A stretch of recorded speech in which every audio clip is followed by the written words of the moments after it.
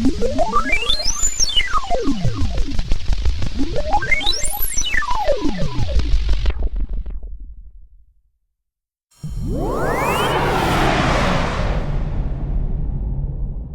you ever made a completely unreasonable promise to someone because of people pleasing and then panicked?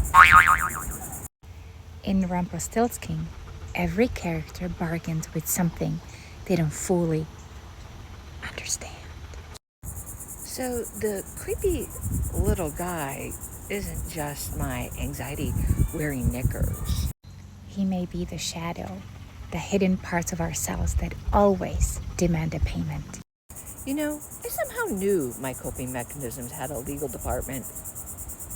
Join us for a fairy tale tea hour where we uncover the deeper meaning of Rumpelstiltskin through a Jungian lens. Bring your tea and maybe don't promise your firstborn before the live stream. Okay, well, hello everybody. Welcome. Welcome to another episode of our Fairy Tale Tea Hour. Today we will be diving into the tale of Rumpelstiltskin, and I am very excited for all of you to be here. We have three special guests that will be contributing with their own stories, and these guests are from our breathwork tribe and Jungian coaching tribe, and we will introduce them a little bit later. Maureen, would you like to say hello as well? Hi, everyone. Thank you so much for being here, and thank you for joining us with this fairy tale tea hour. I don't know if you have your tea, but I have my tea. I have mine. So I'll just let you know that I've long been drawn to Carl Jung's psychology and the insight that the fairy tales are not simply for children, they're not children's stories. They're psychological roadmaps.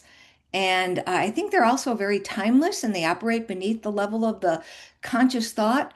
So they speak directly to the unconscious. And they do that through symbols and archetypes. And when we explore them through the Jungian lens, like we're going to do a little bit tonight, and also with our three guests, they're going to share their stories along with Klara, discover what each character maybe represents, that particular part of ourself, and the journey through the fairy tale becomes in many ways a journey of a greater self-understanding. Yes. And I particularly like to always remind people that one way to look at fairy tales is to look at the fairy tale as if it was a dream. We can always look at the fairy tale as a drama of just one psyche. So you can see all the characters just being just the one person. The one person is dreaming or has all these aspects of their psyche within the whole story. Maureen, what I know that you approached me. We talked about it, like which fairy tale we want to explore and dive into, and you brought up the story of Rumpelstiltskin. Did you have any particular nudge, or what inspired you to pick this story? Here's what inspired me. I have this fairy tale book that's from 1965. I looked for the one of the shorter fairy tales to read. So that's the reason why I picked this one. And I think it's a really good one. Sorry, it's nothing fancy. It's because it's a shorter fairy tale. I love that, but I tell you, as I told you before, it was a great synchronicity because that tale, as we were working on it throughout the week, it produced some very good material to integrate. With that, I will leave it to you, Maureen. Maybe I would like to mention to you, instead of just trying to maybe analyze or maybe understand the tale, try to notice, as Maureen will be reading it to you, what character resonates with you, any particular emotional charge, does any part of the story awakes a sensation within the body. Try to kind of be aware of the bodily responses, emotional responses, not necessarily about the whole analytical interpretation of the tale, because we will dive it into that little later. Excellent. Everybody ready? Yes. Here we go. Rumpelstiltskin. In a certain kingdom once lived a poor miller who had a very beautiful daughter. She was, moreover, exceedingly shrewd and clever, and the miller was so vain and proud of her that one day he told the king of the land that his daughter could spin gold out of straw. Now, this king was very fond of money, and when he heard the miller boast, his avarice was excited, and he ordered the girl to be brought before him. Then he led her to a chamber where there was a great quantity of straw.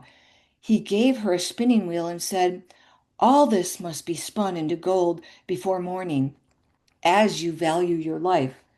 It was in vain that the poor maiden declared that she could do no such thing.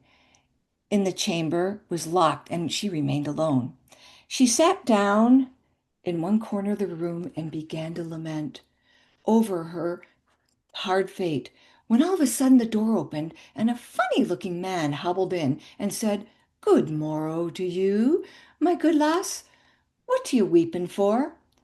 "Alas," answered she, "I must spin the straw into gold, and I know not how." "What will you give me," said the little man, "to do it for you?" "My necklace," replied the maiden. He took her at her word, and sat himself down the wheel, and round about went merrily, and presently to the work.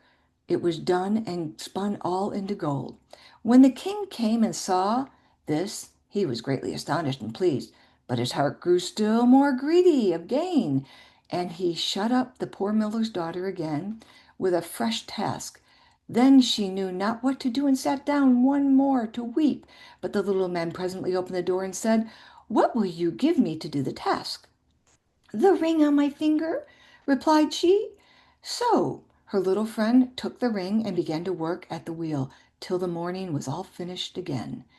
The king was vastly delighted to see this glittering treasure, but he still was not satisfied, and took the miller's daughter into yet a larger room and said, "All this must be spun tonight, and if you succeed, you shall be my queen." As soon as she was alone, the dwarf came in and said, "What will you give me to spin the gold for this third time?" "I have nothing left," said she. "Then promise me," said the little man, "your first little child when you are queen." "That may never be," thought the miller's daughter, and she knew no other way to get her task done. She promised him what he asked, and he spun once more the whole heap of gold. The king came in the morning, and finding all he wanted, he married her. And so the miller's daughter really became the queen.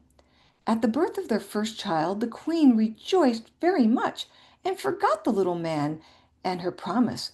But one day he came into her chamber and reminded her of it. Then she grieved sorely at her misfortune and offered him all the treasures of the kingdom in exchange, but in vain, till at last her tears softened him, and he said, "I will give you 3 days of grace, and during that time you tell me my name, and you shall keep your daughter." Now the queen lay awake all night thinking of all the odd names that she had ever heard, and she then dispatched messengers all over the land to inquire of new ones. The next day the little man came, and she began with Timothy, Benjamin, Jeremiah, and all the names she could remember, but to all of them he said, "That's not my name." The second day she began with all the comical names she could hear of, like Brandy Legs and Hunchback and Crookshanks and so on. But the little gentleman said to every one of them, "That's not my name." The third day one of the messengers came back and said, "I can hear of no other name, but yesterday as I was climbing a high hill among the trees of the forest where the fox and the hare bade each other good night, I saw a little hut, and before the hut a burnt fire, and around about the fire danced a funny little man upon one leg, and sang, 'Merrily the feast I make, today I brew, tomorrow I bake, merrily I dance and sing, for next day will a stranger bring. Little does my lady dream, Rumpelstiltskin is my name.'" When the queen heard this, she jumped for joy, and as soon as her little visitor came and said, "Now, lady, what is my name?" "Is it John?" She asked. No. Is it Tom? No. Can you be maybe Rumpelstiltskin? Some witch told you that! Some witch told you that! He cried. He dashed his right foot in a rage so deep into the floor that he was forced to lay hold of it with both hands to pull it out. Then he made the best of his way off after he split into two, while everybody laughed at him for having had all this trouble for nothing. The end.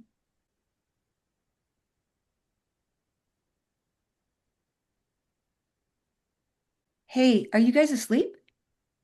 Nope. Okay. Is Clara still there? I'm not asleep. I'm here.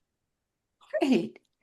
Well, thank you. I wonder. We got all lost in your storytelling.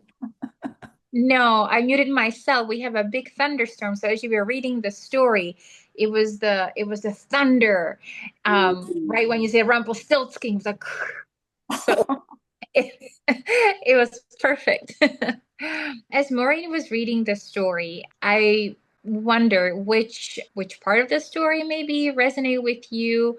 I wonder which character, maybe what type of feeling did it anybody would like to share? Like, what was your immediate reaction? Did you feel any compassion for anybody? And, what frustrated you maybe too? I can say something. What resonated with me was with the wishes. Immediate thing what came to my mind was like, I will give him my father because he put me in this pickle. But it's I know it's the story, but that's what came to my mind.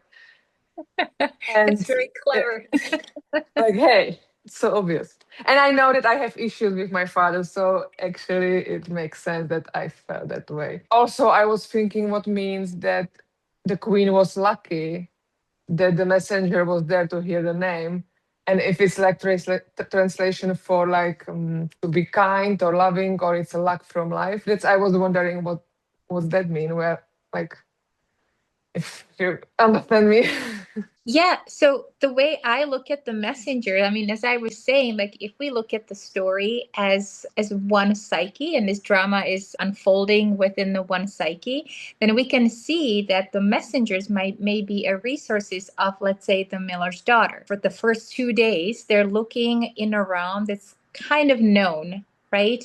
But they find no name. The name is not the one that is correct.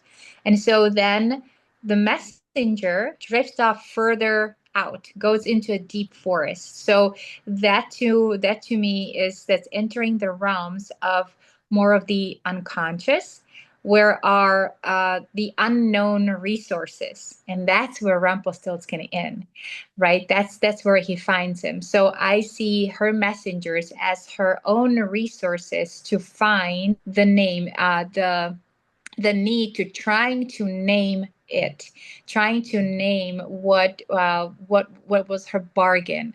And that's kind of what bring me, like, for me, that story, the main theme for the story is the bargaining. It's the constant transaction. Like, what was she really bargaining for?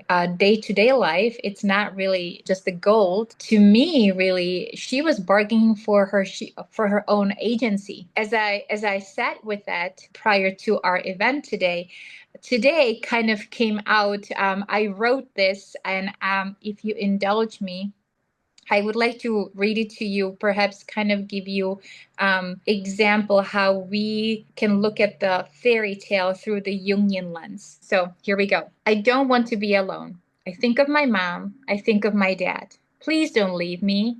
They did. How could I possibly cope with being alone of such a young age? That was my impossible task. To be okay with wanting something I couldn't have, even though it was right there within my reach. Every day I watched my parents drift into their own worlds, worlds full of their own struggles, I'm sure. But as a little girl, all I wanted was their love. How do I survive without it? The task was truly impossible. Then Rumpelstiltskin appeared. I can help you, he said. But what will you give me in return? He wanted a bargain. What do you want? I asked. He looked me up and down. How about your anger? Sure, you can have it. Girls shouldn't be angry anyway. Poof. He spun my anger into good, obedient little girl, full of hope that this time we would all be together. I waited for my parents. They didn't come. I find myself crying once again. Then Rumpelstiltskin appeared. What is it this time? He asked. Need help again? It didn't work, I cried. They still left. He thought for a moment. I got it. Give me your power. Then you won't need to fight anymore. You'll become easygoing. You'll learn to please everyone. People love girls like that. I felt so relieved. I gladly made another bargain. Years passed, and those bargains slowly became my identity. I became the good girl, the responsible one, the capable one, the one who didn't ask for too much. But what I received in return were only crumbs of the love I longed for. Then he came a third time. This time he wanted my baby. Something in me knew the cause had become too great.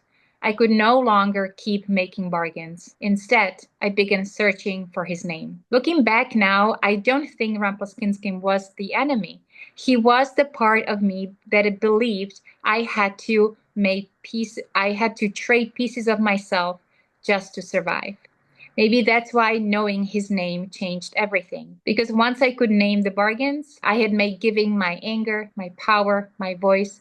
I no longer had to keep making them. So that was kind of my inspiration of Rumpelstiltskin. I would like to introduce our guests today who would maybe have their own stories to share.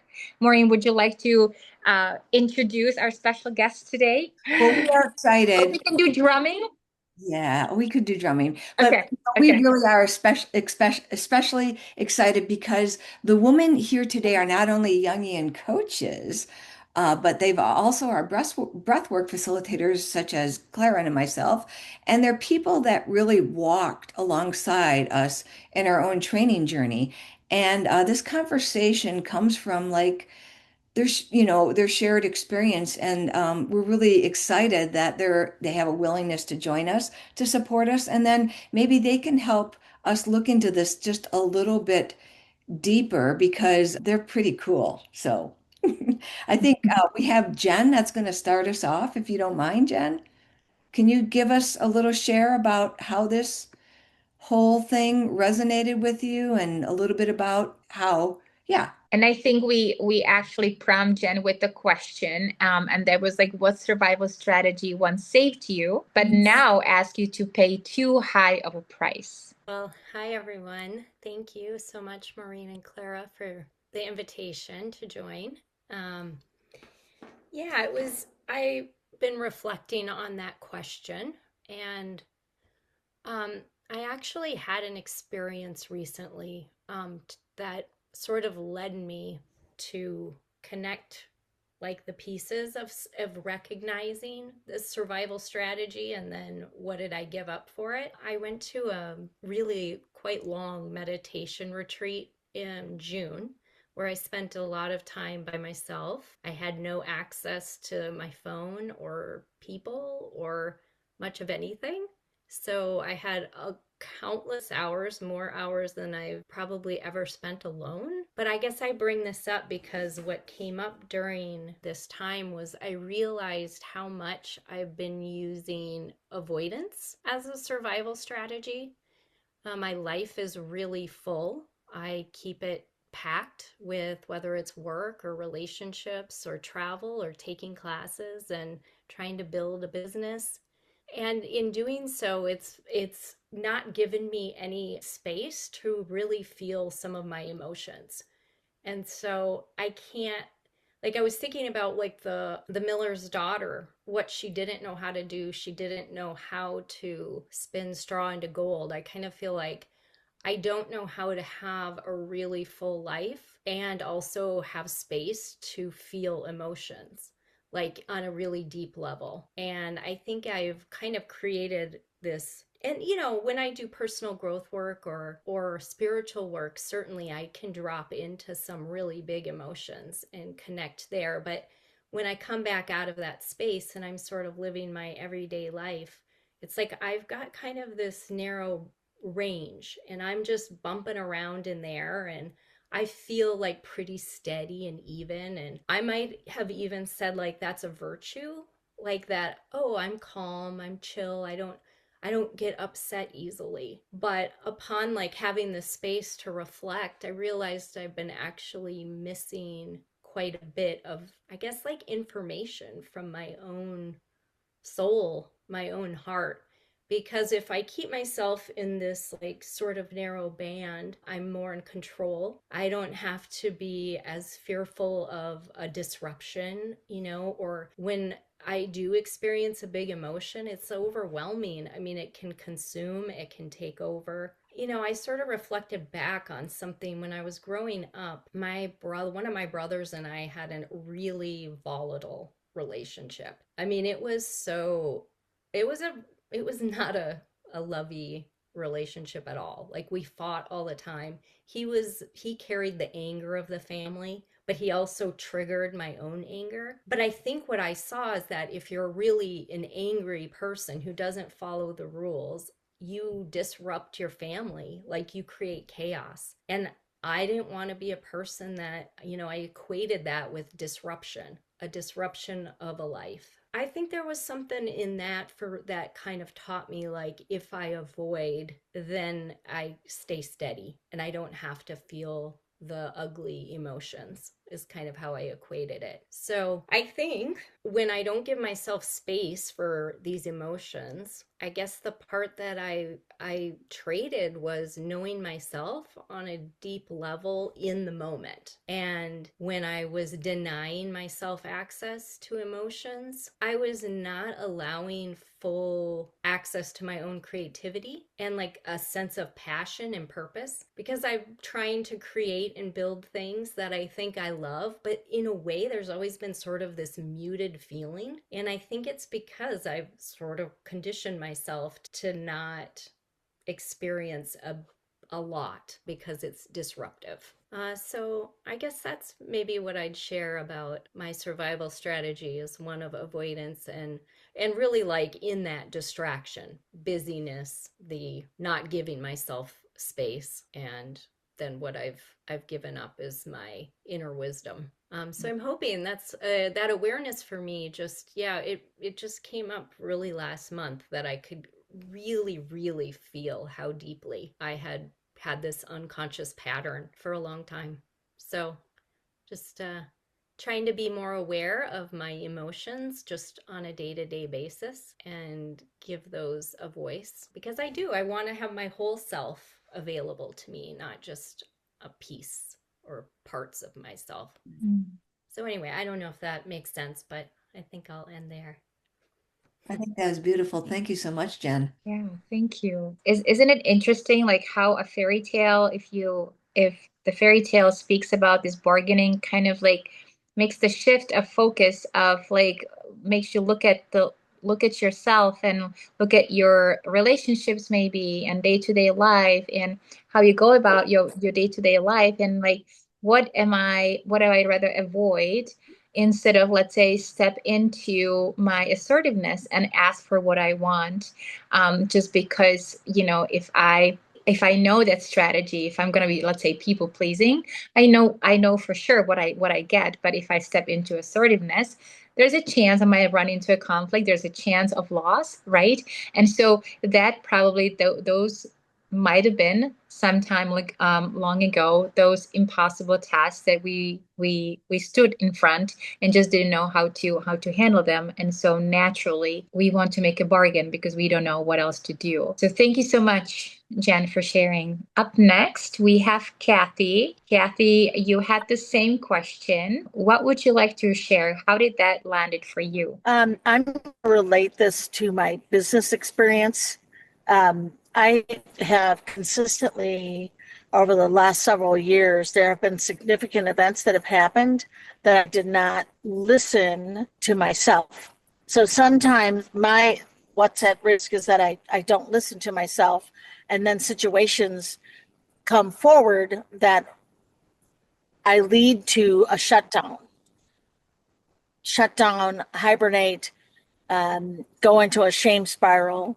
And so I think my biggest learning is um, that piece about listen to what you're picking up, slow down long enough to pick up the full message, and then take action to take care of yourself, protect yourself. There have been many, many things happen. And at this point, um, I'm at a business point where it's just myself and another therapist. And that's probably what needed to happen all along. And I just couldn't listen enough. I was going too fast and too many things going on all the time. And so um, I feel like I'm on the other side of, well, what is the gold out of all of these, whether it's the uh, authority figure saying you need to do this for another reason. You know, the maiden needs to make the gold. Well, the parent knows she can't make the gold. And then you have the trickster coming in that's giving all kinds of messages. And so in my own business practice, I can say I had a lot of messages come up that weren't really sound and real. And I didn't explore what was healthy. So at this point, I feel like I've calmed it all down. Lots of things have happened, and I don't need to get lost in whether listening to others or listening to them anymore. I with and make decision to take care of myself. I don't need any Rumpelstiltskin anymore. Your connection a little bit cut off. That's okay. I was just saying I don't need a metaphoric Rumpelstiltskin anymore to play tricks on my own knowing, my sound knowing, my instinct, my intuition. So the strategies that you were using to maybe not listen to yourself cause you maybe to like go into to distance yourself or to go hibernate. And you had said something about a shame spiral, the going too fast, the spinning straw into gold, and trying to meet everybody's expectations. It helped you accomplish something. I mean, you created a beautiful business, but now there's a part of you, it sounds like, needs to reclaim itself, and it's just not working anymore. It hasn't been working. And I like how you summarized that, Maureen. There have been some significance. How I have been operating hasn't been working. And there have been some serious consequences that have put me in a lot of stress that I did not need to do. And so I love the story. I feel like I learned a lot about it. I know I shared a lot with you and Klara because I was just trying to figure out what am I supposed to talk about. And the takeaway is I don't need all of these other false ways of being. I can slow down, face what I need to face, make my own gold in a sense, right? Slow down, dissect what I'm looking at. I don't need anybody else's influence, but I need to slow down and not get caught in some of these other defense mechanisms. I think that's exactly right, Kathy. It reminds me the symbolism of the straw and of the wheel and then the gold, right? Like the gold will be revealed out of the straw. The straw contained the gold all along, but it was just too difficult to see it. The whole symbolism of the wheel, right? There's a patience in spinning and turning something and making spinning the wheel. It needs to turn. It doesn't making it go too quickly. I think that's the trap, right? If any kind of deal that just made out of like so fast, it just never gets really truly grounded, never gets truly integrated. But if you patiently sitting with the straw, spinning the wheel, eventually you're allowing yourself to face that you don't want to face, and that turns into your own gold, not just that you had to made a bargain for it. So thank you so much for sharing that, Kathy. Thank you. And up next we have Melani. Melani, what did it bring up for you? The Well, story or the story, well, I'm really interested listening to Kathy. It brought more up and listening to Jen. So I love that we're telling our stories. I'm going to step back for a minute to the original question that you asked about what survival strategy that once worked no longer. Because when you asked me that originally, the first thing that came to mind is when I was in my early 30s and I read a book by Michelle Small Wright called Behaving as if the God in All Life Mattered. And it was her biography.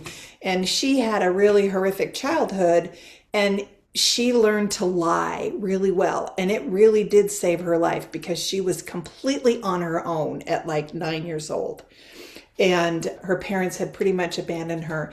But when I read that, she was like 18 or 19 when someone said, "You have to stop this because it's getting in your own way." And it really brought me up short in realizing how dishonest I was in my interactions with the world and how I had really put on this face as I moved out into the world to survive, to keep everything nice, to make it, keep myself small and under the radar, so to speak. And during that same time, I had gotten involved with, Kathy reminded me of the Rumpelstiltskin, right? This man who was, if I ever met an evil human, it was him. And I got romantically involved with him. And looking back, when it was all over, I realized that the reason I did it is I had 3 very tiny children and I was single. I wanted someone to tell me what to do. And so this people pleasing, this telling lies, this making myself up was really because I didn't own my own authority. I didn't have a really strong sense of self. And so that was a revelation. And shortly after that, I remember standing, looking in the mirror and deciding that I was going to take off the mask and really, really understanding that there was this total artifice that was being projected out into the world of perfection and beauty and whatever, right? Just people pleasing. And so that it's been a long journey. I mean, that was over 30 years ago now. So, but really beginning that journey of wanting to understand what was alive within me that wanted to be expressed, and that I intrinsically had a connection to a much deeper wisdom that could live through me. And so that's really been a huge focus of my life from those moments. That was huge time, that whole period. So I just have to ask a follow-up question. Yeah. Did you discover then in there your own value didn't come from something you had to earn, that it came from within? Well, yes, but that took a lot of years, Maureen.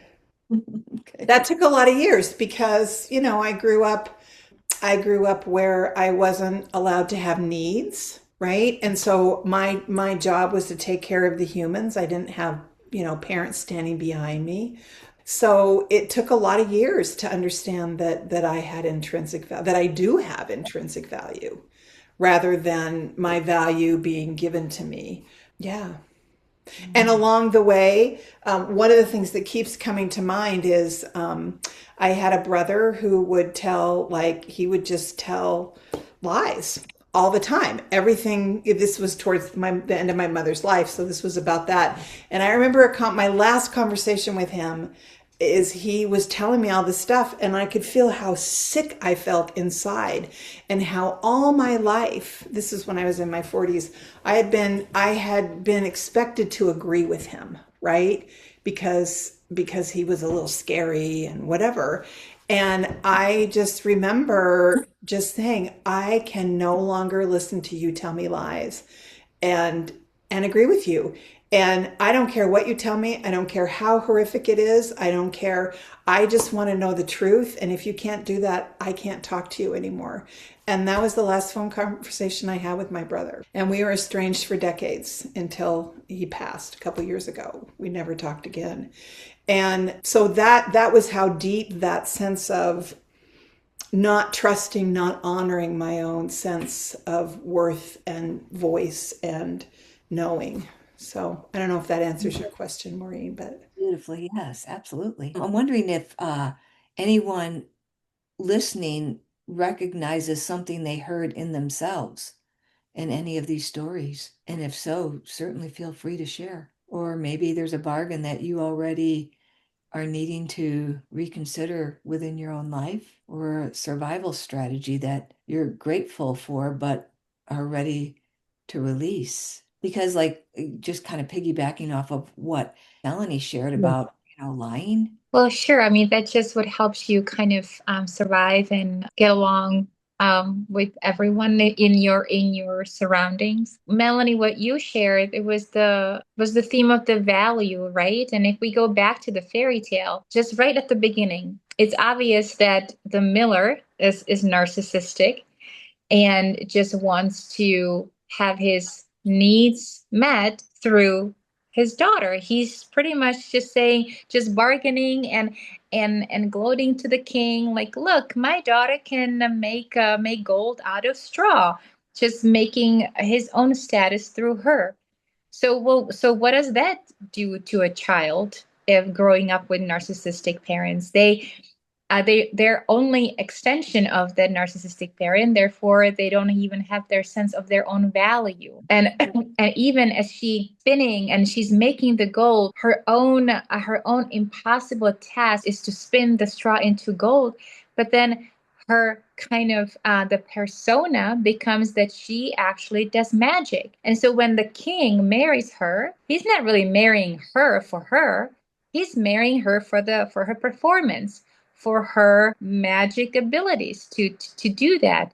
So nowhere near is actually her. Like, where is she? I think, Maureen, when we're talking about it, you very rightfully point out she has no name in that. And I feel like the whole naming, Rumpelstiltskin, the whole name searching is something that is so important, because just as Melanie, as you said, that it took years, right? You were spinning the wheel, you were tending with the straw, you were turning it into gold, and then you finally realized you could name what it was.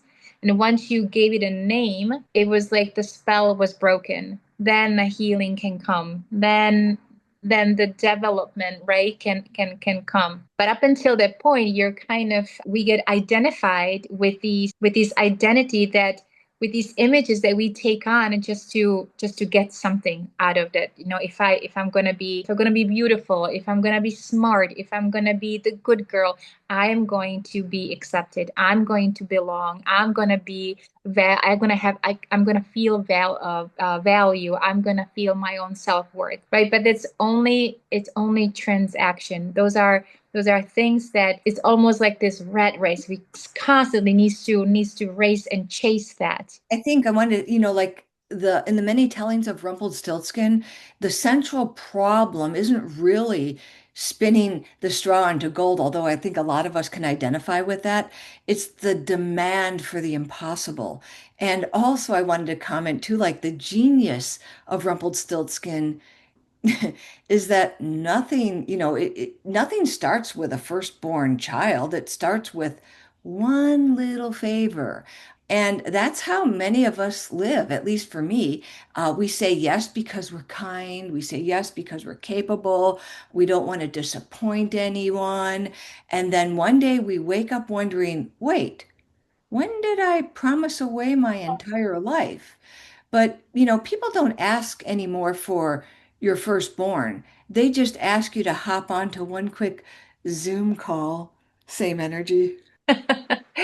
But let's talk about that. Like, I really like the whole theme that even though she didn't have her worth yet, she did become queen, right? And the queen kind of carries this sovereignty. So it was not yet integrated, but to me, when Rumpelstiltskin said, I want the baby, I feel like that mother instinct, that queen in archetype got awakened. And this is not worth of me giving away. I will find a way. right?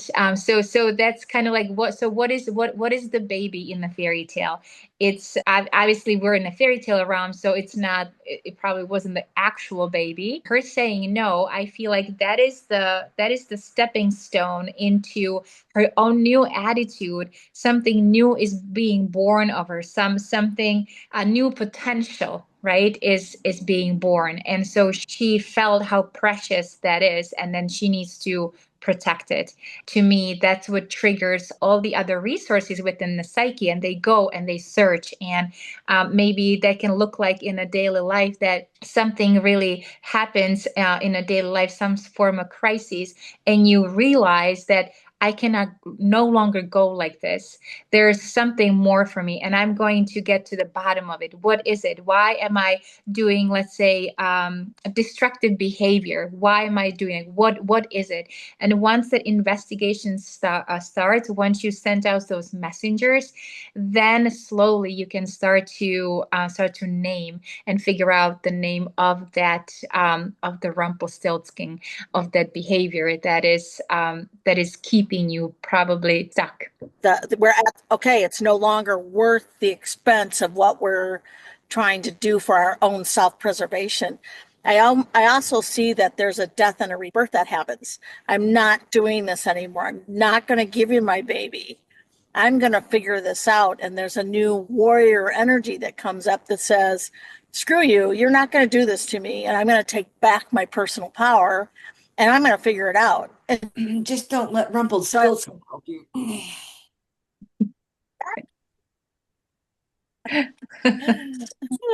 He's a trickster. He's a trickster for sure. Does anybody have any other thoughts or insight as we are sharing and So I have a question. Do you think the Miller, like, what did he represent in that? I want to say something about an inflated ego, You think? boasting about his daughter. Have you ever had anybody boast about you and go, oh, so and so is really good at that. Well, I'm sure they could do that. And next thing you know, okay, full disclosure, guys, guess what I did one time? what did you do? I remember when my kids were really little, and a friend of mine down the street, you remember when rug hooking was in years and years ago? She had this rug she needed hooked to make, and she brought it over into my house, and I said, "Okay, I'll hook your rug for you." Oh, it was like a polar bear rug. What the hell? Like I hooked a polar bear rug, guys.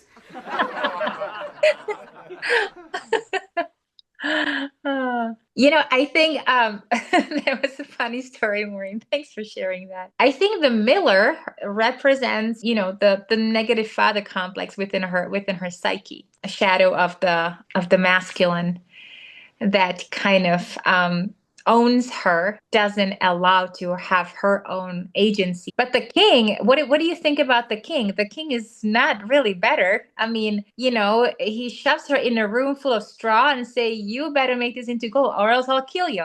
I mean, that there's really no empathy. I mean, there's a shadow king right there, right? The tyrant. And if you think about it, then we have a Rumpelstiltskin. So then we have three male figures in the story and one feminine, And right? So the child could be a boy. the child can be a boy. Yeah.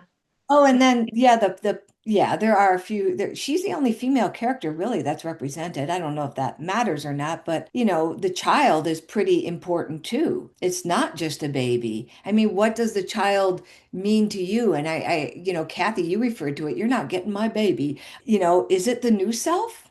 Is it the future personality waiting to be born? The divine child? I mean, yeah.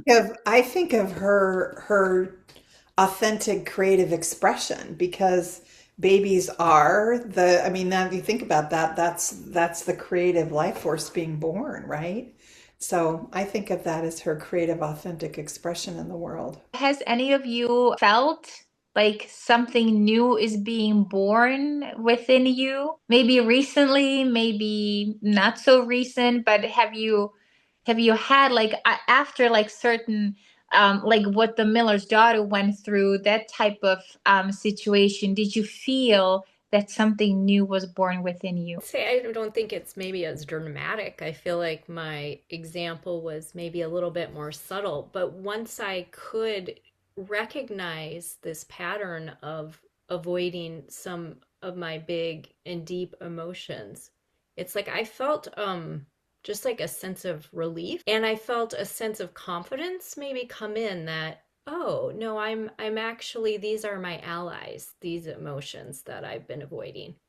And so that feels in some way kind of exciting. Like I have an opportunity to experience or be something a little bit different, or maybe get more of what I was really seeking, which was the sense of creativity and passion for my work. Right, because you were like you had mentioned the word alone, and you have a packed life, but no space to feel those emotions. You also mentioned the word anger, and it was like a disruption, and that sort of maybe the anger might be a rumpled stiltskin, and you know, it kept you from really knowing yourself, and that the anger, maybe the anger could serve you in some way. Well, I'll add maybe if it's okay, but when I was on my retreat, I had a day where I had the most crazy rage. I mean, and it was wild. I had such empathy for people who are really fiery and lose control of their emotions, because I had that experience and I thought, that's not an easy place to be, where you feel so out of control. And I could not control this situation, which was a really loud neighbor messing with my peaceful experience of the woods. And it was intense. And actually, that's kind of what made me remember this relationship with my brother growing up. So yeah, I guess the feeling of anger actually brought some knowledge and understanding to me. Mm.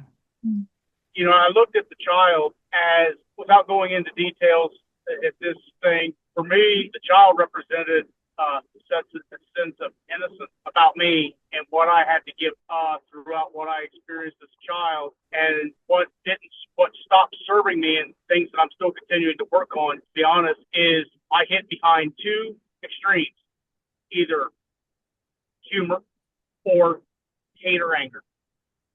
And those are two extremes that, because I wasn't strong enough at the time to protect myself or anybody else around me, I hid behind humor. But on the flip side of it, because I had that humor, I started having a lot of internal anger, if that made absolute any sense. That's what it got for me. But yeah, I would say to me, the child represented a sense of innocence and purity. Before Jason? I was just going to say, I'm still focused on this. No, you're not taking my baby. And it relates to other things that, no, you're not taking my practice. No, you're not going to manipulate me. No, I'm going to fight for what I have. And in setting that limit and boundary, it has brought such great peace and relief to say, I'm going to figure this out. I don't need what's coming at me. God darn it, my warrior's going to kick some butt. Well, I don't want to, thank you so much for that, Kathy. I don't want to put you on the spot, James, but I want to put you on the spot. You came on this fairy tale workshop. You have to say something about the fairy tale. You do, James. Have to do anything. What would you like me to say?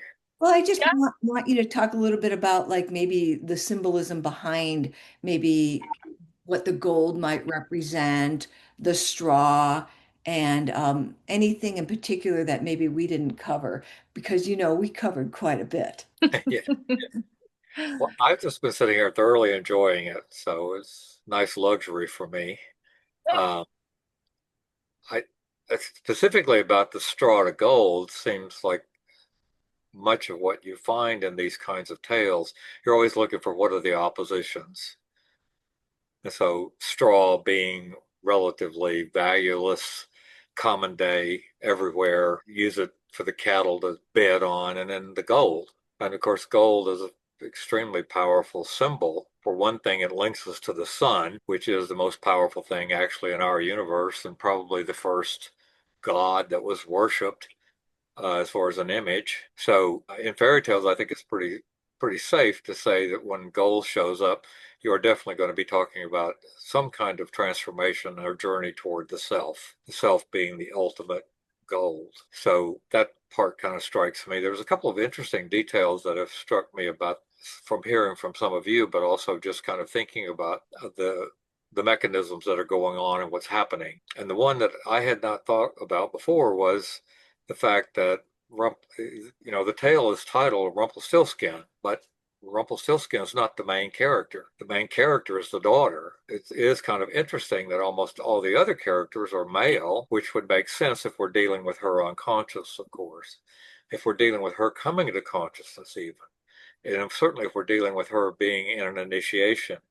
And one of the hallmarks of initiation is finding yourself with an impossible task or some impossible situation you yourself cannot get out of. You can't do it. And then hopefully, in this case, a duplicitous trickster shows up. That's always the problem with the magician types, because they're duplex and capable of either. And he, in one hand, he's kind of a benevolent helper who does this impossible task for her, but on the other hand, he makes these impossible demands, ultimately for her firstborn. But the interesting part in this, the most interesting part that I picked up on tonight, I think, is the fact that by her naming him, which is, of course, how things come out of the unconscious into consciousness, but you'll notice what happens to him after she discovers the name. He starts breaking apart. So his autonomous organization as a complex starts losing its cohesiveness. And I think that's a really powerful lesson for us, for all of our inner work and for all of therapy and spiritual practice, is by naming our shadow, it starts losing its organization. And then hopefully we internalize it. So she becomes her own access to the positive magician in Rumpelstiltskin, not dealing with an autonomous complex trickster who's good some days and bad other days.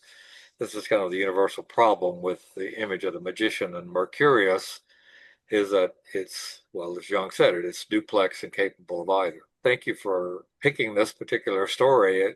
Like all fairy tales, it seems overly simplistic, but when you really start working it like you're doing tonight, you see the magic of fairy tales. They're just unbelievably useful and helpful, and they work for a 2-year-old child and a 74-year-old man. So thank you for doing this. Well, thank you. Thank you, everyone, for joining us today. This was really, really special. What a great Friday evening. Yes.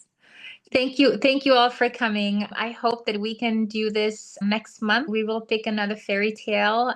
We would like to make this on a regular basis. So maybe in a hope that people can get here and start to connecting their own internal processes, and they can start to view fairy tales as their roadmaps.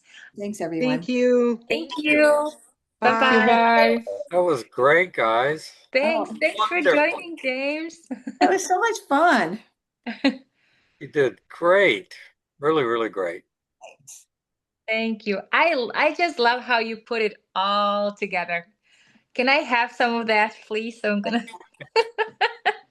Well, Yeah, I now I wasn't gotta I stop. wasn't going to say anything. I No. know.